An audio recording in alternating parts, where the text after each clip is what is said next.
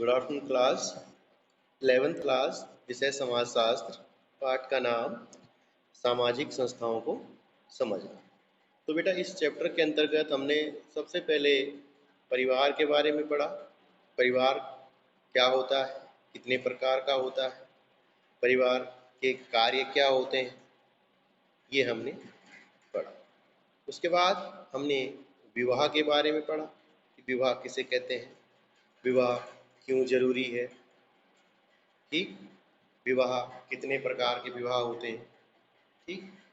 तो फिर आज हम पढ़ेंगे इसमें धर्म के बारे में कि भाई धर्म किसे कहते हैं, क्या होता है धर्म, रिलीजन। रिलीजन का अर्थ होता है, धर्म का अर्थ वैसे होता है कि बांधना, एक दूसरे से जोड़ना, इसको हम कहते हैं धर्म।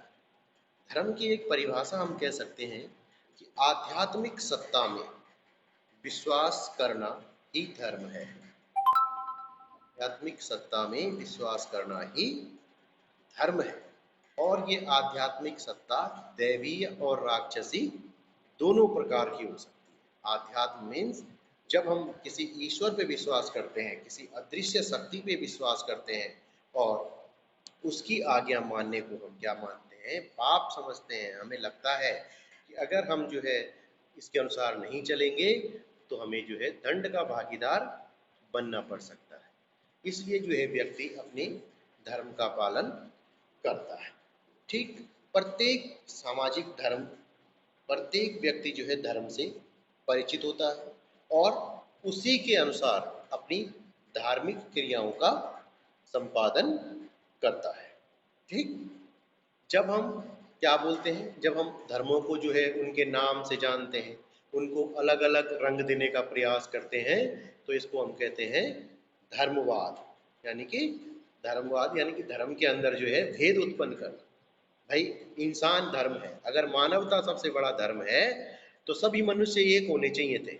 आज हम हिंदू, मुस्लिम, सिख, ईसाई, पारसी, बौद्ध धर्म, बौद्ध, जैन, यहूदी, इतने सारे धर्म है भारत में। तो कहने का मतलब ये है कि ये क्यों बने हैं, इसको ही धर्मवाद कहते हैं। इनको जो है अलग अलग रूपों में जो है मानना स्वीकार किया गया है। अगर मानव धर्म मानते तो सभी एक होते।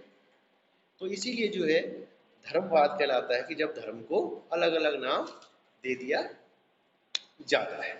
अब है बेटा धर्म के प्रमुख तत्व कौन कौन से होते हैं, कि क्या है धर्म। सबसे पहले धर्म के अंदर जो है पवित्र विश्वास। धर्म का पहला जो तत्व है ये है पवित्र विश्वास। कि अब कहने का मतलब है कि धर्म जो है दो भागों में, मनुष्य का दो ज्ञान है। एक है प्राकृतिक तथा दूसरा है पवित्र।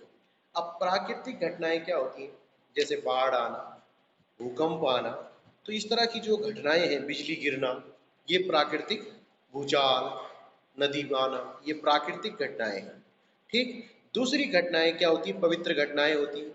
इनको वैश्विक रूप से समझा नहीं जा सकता, ठीक है। कहने का मतलब पवित्रता क्या है, पीपल का पेड़ को पवित्र मानते हैं, तुलसी के पेड़ को पवित्र मानना, ये हमारे पवित्र विश्वासों में। नदियां हैं, कुछ नदियां, गंगा नदी है जी, पवित्र नदी है भारत की, तो ये पवित्रता है। एक प्राकृतिक है, एक पवित्रता है। कुछ लोगों के लिए गंगा एक नदी मात्र है, लेकिन भारत के लोगों के लिए गंगा एक पवित्र नदी है। फिर दूसरा है संवेगात्मक भावनाएं। धर्म जो है, प्रत्येक व्यक्ति जो है अपने धर्म के विभोर होकर के ईश्वर में आस्था रखता है। तो दूसरा जो है वो दूसरा क्या करता है, डर के मारे उसकी उपासना भी करता है, ठीक है। इसका मतलब है कि पवित्र विश्वासों में दृढ़ श्रद्धा उत्पन्न करने की बड़ी भूमिका जो है भावनाओं की होती है। इन भावनाओं के आधार पर जो है बेटा हम धर्म से बंधे होते हैं। व्यक्ति डरता है, धर्म के नियमों का उल्लंघन करने से डरता है कि अगर मैं जो है कहीं कुछ धर्म के विरुद्ध काम कर जाऊं तो कहीं ईश्वर मेरे ऊपर नाराज ना हो जाए। इसी कारण जो है व्यक्ति पूजा पाठ करता है, जो भी भूत प्रेतों को मानता है। तो ये क्या है, एक संवेगात्मक भावनाएं ही होती हैं जो मनुष्य को ये चीजें करवाती हैं। फिर है धर्म के प्रतीक। धर्म के प्रतीक क्या है कि प्रत्येक धर्म ने अपने कुछ प्रतीक निर्धारित किए हैं, विश्वास और जिनसे हम अपनी आस्था प्रकट करते हैं। भाई छोटा सा भी एक शिवलिंग हम बना लेते हैं पत्थर का, तो उसी में हमारा शिव जी का प्रतीक है, तो उसी में हमारी आस्था है। कुछ वस्तुएं एवं तीर्थ स्थान धर्म का प्रतीक मान लिए जाते हैं। कुछ चीज है, माना जैसे त्रिशूल है शिव जी का प्रतीक, शिवलिंग है या कोई मूर्ति है, तो इस तरह से जो अलग अलग धर्मों के अपने अपने प्रतीक माने गए हैं। ये तो धर्म के अंदर चीजें पाई जाती है। एक तो पवित्र विश्वास है, बिल्कुल प्राकृतिक, और प्राकृतिक में मैंने बताया बाढ़ आना, भूकंप आना, जिसको सब बोलते हैं सब ईश्वर की नाराजगी है। ठीक। दूसरा पवित्रता वाली बात है, पीपल के पेड़ को पवित्र मानते हैं, तुलसी के पेड़ को पवित्र मानते हैं, नदियों को पवित्र मानते हैं। कहने के लिए कुछ लोगों के लिए तो गंगा एक नदी मात्र है, लेकिन हमारे लिए क्या है, हमारे धर्म का प्रतीक है, हमारी पवित्रता का प्रतीक है। अब है धर्म के कार्य। धर्म के विशेष कार्य क्या होते हैं? धर्म का मुख्य कार्य है सामाजिक नियंत्रण। क्यों? क्योंकि धर्म बताता है कि अगर आप अच्छे कार्य करेंगे तो आपको अच्छे फल की प्राप्ति होगी, और अगर आप बुरे कार्य करेंगे तो उसका परिणाम हमेशा बुरा ही होता है। तो इसी प्रकार जो है भ्रष्ट व्यक्तियों का परित्याग करते हैं लोग भ्रष्टाचार से डरते हैं, लेकिन कुछ लोग करते हैं, वो अपवाद है। लेकिन जो हमारे धर्म में कहा गया कि अगर हम बेईमानी करेंगे तो हमें जो है यही भुगतना पड़ेगा, या दूसरे जन्म में जो है हमें उसकी सजा भुगतनी पड़ेगी। तो इसीलिए जो है व्यक्ति जीवन के व्यवहार को जो है बदलता है। यहाँ तक अपने जीवन में व्यक्ति जो है परोपकार को महत्व देते हैं, दान पुण्य को महत्व देते हैं, क्योंकि धर्म में कहा गया है कि व्यक्ति को जो है असहायों की मदद अवश्य करनी चाहिए। फिर नैतिकता का आधार, नैतिक मीन्स जो सही है, सही है। तो धर्म हमें क्या बताता है कि भाई अगर अच्छे काम करेंगे तो हमें स्वर्ग की प्राप्ति होगी, और अगर हम बुरे काम करेंगे तो हमें क्या होगी, बुरी गति हमारी प्राप्त हमें होगी। इसलिए जो है धर्म व्यक्ति को जो है नैतिक बनाता है। नैतिक मीन्स जो हमारे लिए बहुत ही जरूरी है, मतलब व्यक्ति को नियंत्रित करता है, व्यक्ति के जो है चरित्र को सही करने की कोशिश करता है। कि अगर कहते हैं कि अंत बुरे का बुरा, कि जो बुराई होगी उसका अंत जो हमेशा बुरा ही होगा। अगर अच्छा व्यक्ति होगा, प्रारंभ में भले ही कठिनाई होगी, लेकिन एक न एक दिन उसका सुख अवश्य मिलेगा।